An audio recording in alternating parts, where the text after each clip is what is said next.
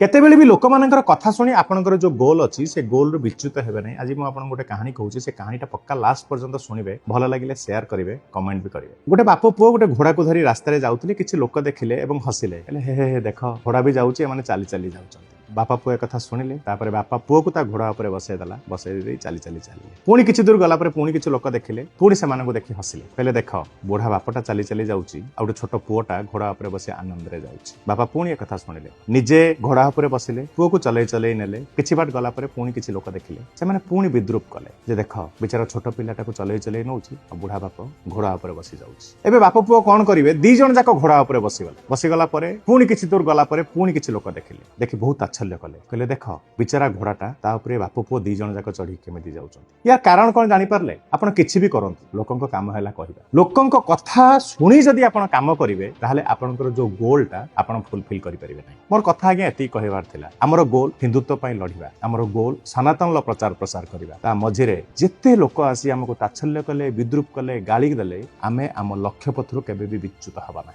एतिकी कथा मोर समस्त सनातन योद्धा मानक कहिया पई चाहिबी, एको मने रखिबे। एई कहानीटी को नै जतेबेले आपण निज पई भाबिबे सेतेबेले देखिबे, आपण जबे भी किछि काम करिवे लोकंक काम कहिबा, आपण भल कले भी कहिबे, आपण खराब कले भी कहिबे, आपण किछि न कले भी से माने कहिबे। तेनु तांको काम तांको करिया पई दियंतु, आम काम आमे करिबा। नमस्कार, जय श्री राम।